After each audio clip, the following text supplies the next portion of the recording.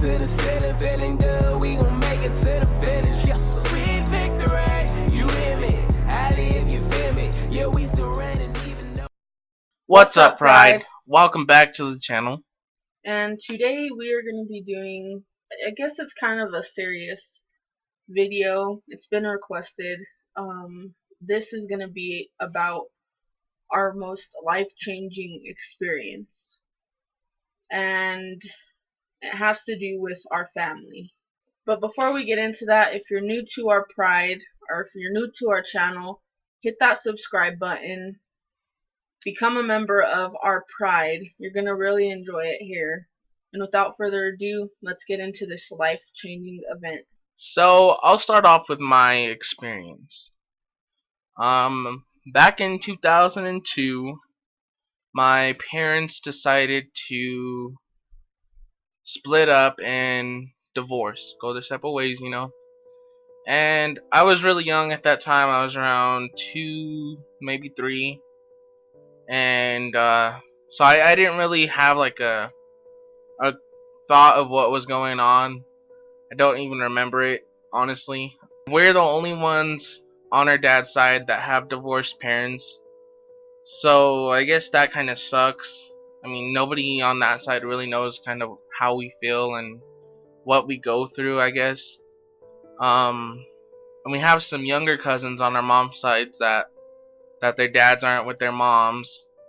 So I guess they could kind of learn from our experience since we're the ones that have dealt with it for pretty much our whole life.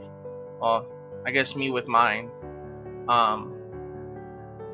For holidays it kind of sucks because we have to split up and go with one parent or the other, or sometimes just try and go to both, but that always don't work out. We have to split our time a lot and it kind of sucks. Like I said earlier, none of our cousins really understand like what we go through to spend time with both of our parents and not just one. And sometimes they get mad that I'll be spending more time with my dad, or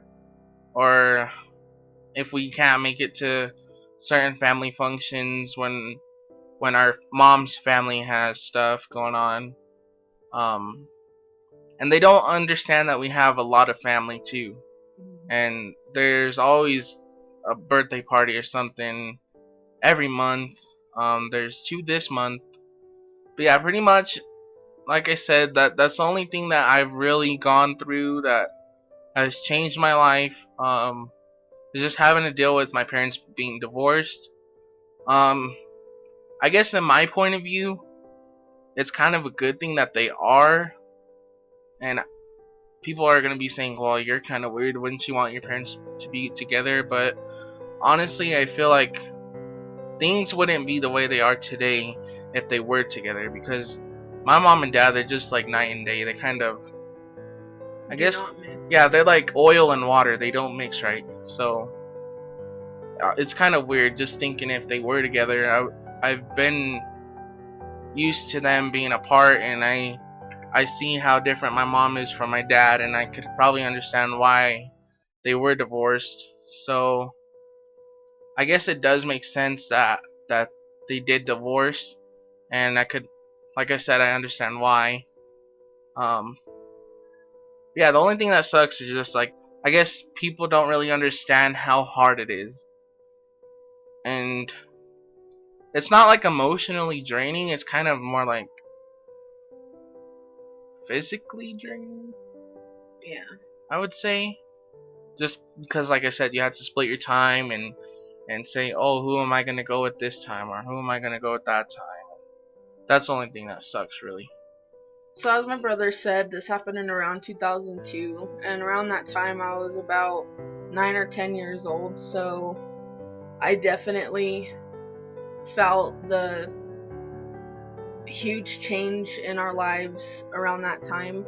But yeah, we don't really talk about like our parents' divorce all that often, and we kind of got this from 2 different cousins, Savannah on our dad's side and Natalia from our mom's side. I was talking to Natalia the other day, and we were kind of like, we're at like a loss of like what kind of videos to do, and she was like, why don't you talk about like your parents' divorce, because none of us cousins really know what you and Tony go through, you know, just with big holidays and things like that when you have to split your time. So that's kind of why we decided to do it. So as I said, I was about 9 or 10 when they decided to split up, and that kind of like changed my world a lot, because if people know me, they know how close of a relationship I have with my dad, and it was all of us as a family, you know, us and our parents and our older brother living in the same house. And our older brother isn't biologically our mom's son. He's from a different woman, but we all have the same dad. So it was really hard to go from this you know, house that we knew to all of a sudden losing our dad and our brother kind of overnight. Tony didn't understand it because he was around 2 or 3 then. So it really affected me a lot, because I was kind of forced to grow up a lot faster than I think any normal kid should, you know, because our mom was working full time, and I think that's why Tony and I have such a strong relationship that we have now. I don't really look at Tony as just my little brother and my best friend, but I look at him like if he was my son, because I feel like he relied on me so much more after our dad and our brother left the house. Our mom was working full time, so there'd be times where my dad would pick me up from school and him from daycare and take us to our mom's house. And then, you know, as I said, I always had the mentality of like being so much older than I was, more mature and than a lot of kids, I guess. So when they split up, I kind of took on like a motherly role. I made sure that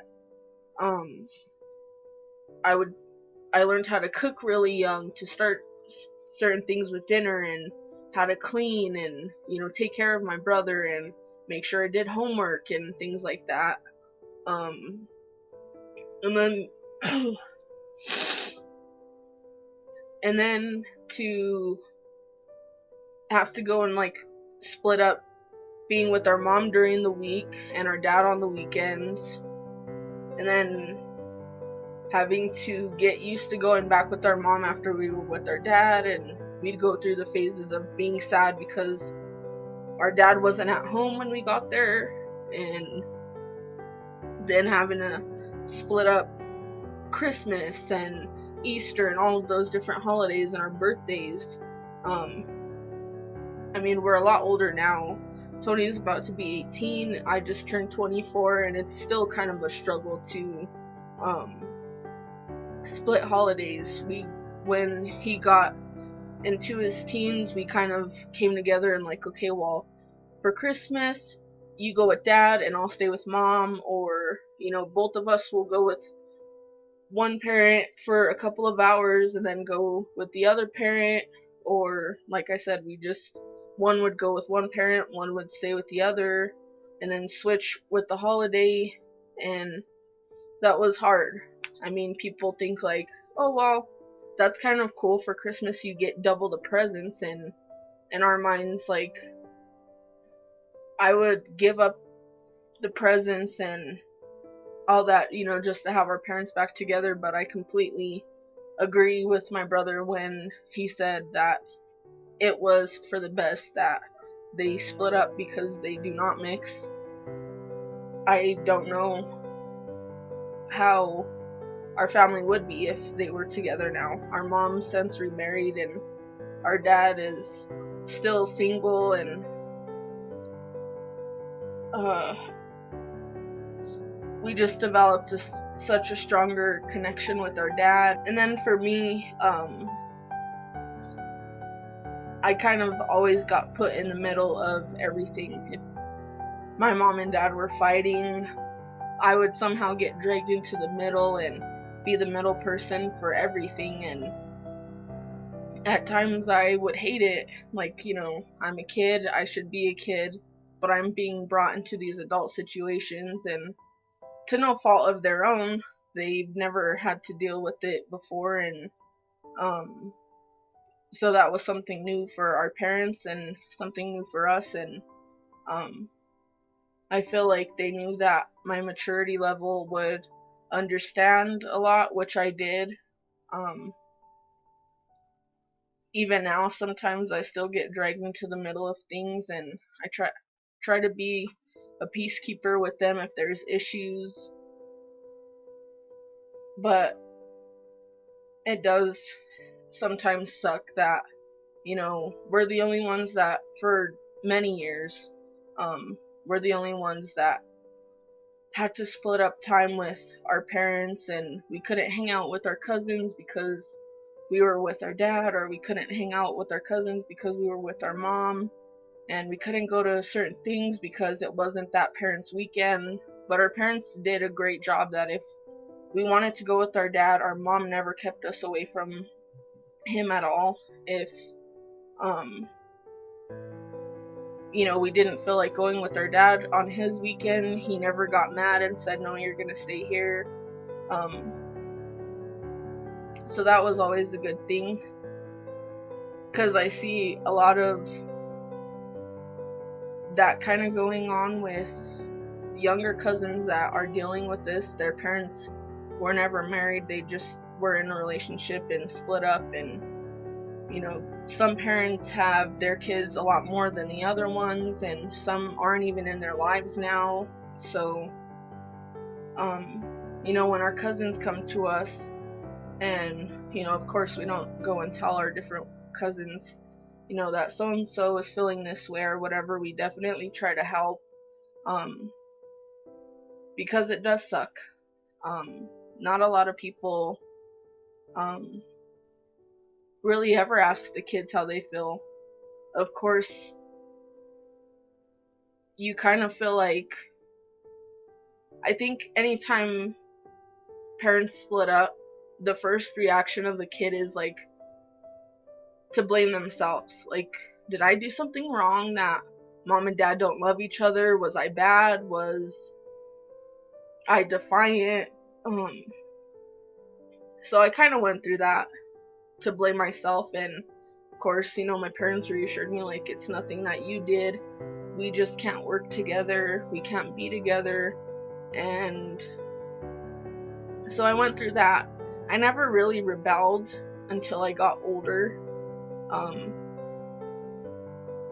So I knew my parents could always count on me to like take care of my brother, and that I would do the right thing in school and things like that.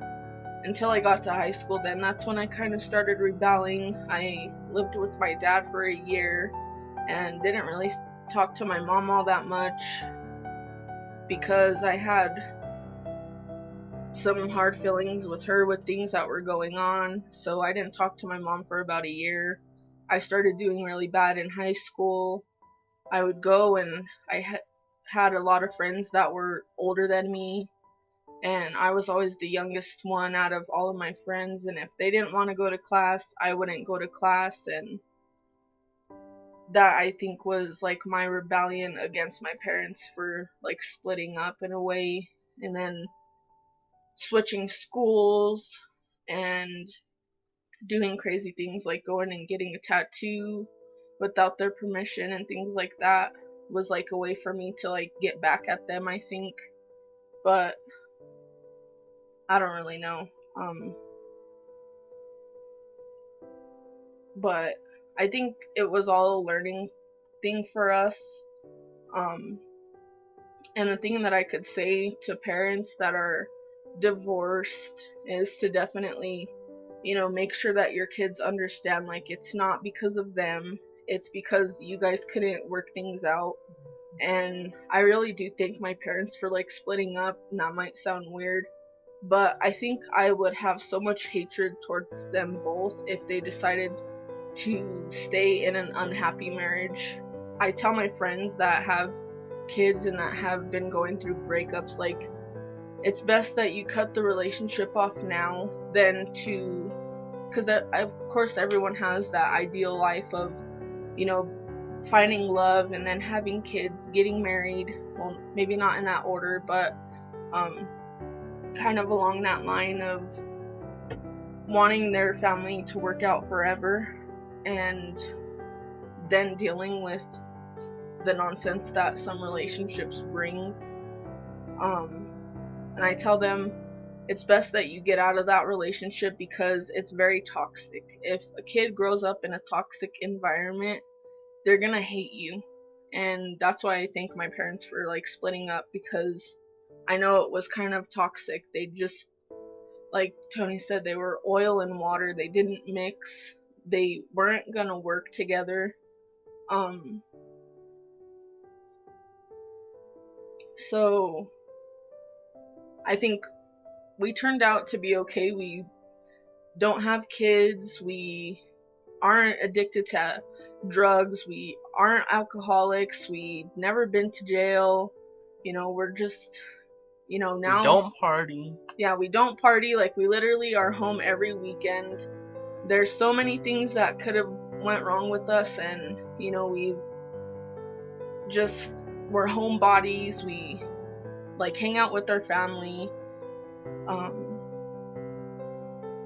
So I think, like, if we were in that toxic environment of having parents that just didn't work together anymore, we could have turned out so much worse.